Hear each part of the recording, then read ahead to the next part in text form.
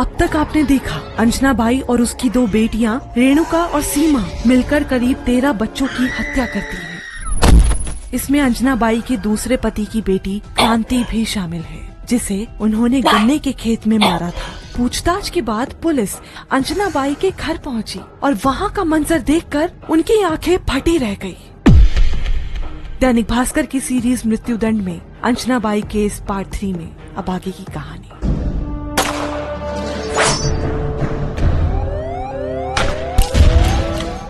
Anjana by के घर पहुंची पुलिस ने जब कमरा खोला तो देखा वहां दीवारों पर हर तरफ खून के धब्बे थे।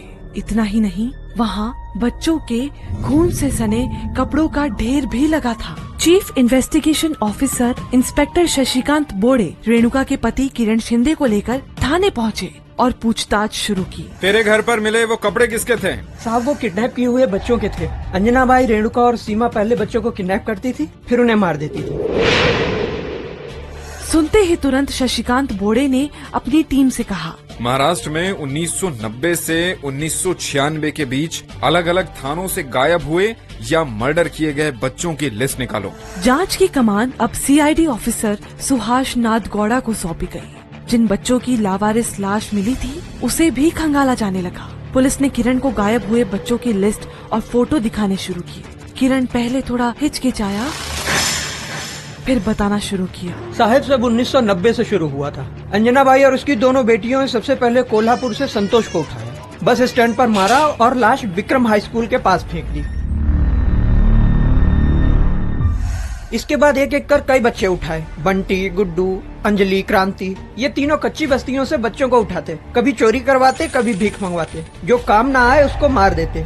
इनमें क्रांति, देवली, मीना, पंकज जैसे कुछ बच्चे अच्छे परिवार के भी थे जिनका मर्डर किया गया। चारों के खिलाफ हत्या, अपहरण और साजिश की गंभीर धाराओं 120B, 302, 365, 342, 344 में मुकदमा दर्ज हुआ। सीआईडी ऑफिसर सुहास नाथ गौड़ा ने 3 महीने में चार्जशीट फाइल कर दी। किरण का कम इन्वॉल्वमेंट होने की बात को देखते हुए उसे सरकारी गवाह बना दिया गया। अब पुलिस चारों को उन सभी जगहों पर ले गई जहां इन लोगों ने इन मासूमों की डेड बॉडीज को फेंका था। कुछ के तो कपड़े तक नहीं गले थे, चप्पलें भी पास ही पड़ी थी और एक बच्ची के कान की बाली भी मिली। सीआईडी ऑफिसर नाथ गौड़ा ने इन मासूमों की हत्या का कारण पूछा तो लाल आंखों से एकटक निहारती हुई अंजना बाई हंसने लगी और फिर झल्लाते हुए बोली, भीख नहीं मांगते थे, चोरी नहीं करते थे, तो मार दिए। तभी किरण बीच में एकदम से बोला, बड़े बच्चों को किडनैप करने के बाद ज्यादा दिनों तक एक जगह नहीं रख सकते थे। अगर वो किसी से कुछ कह देता तो हम फंस जाते, इसलिए उसे या तो कहीं ले जाकर छोड़ देते या किसी सुनसान जगह पर ले जाकर मार देते। रेणुका भी तुरंत बोल पड़ी, एक बार अपने बेटे आशीष को गोद में लेकर किसी का पर्स मारा। जब पकड़ी गई तो कहा कि बच्चे के लिए सब कर रही हूँ, नहीं तो बच्चे को जमीन पर पटक देती।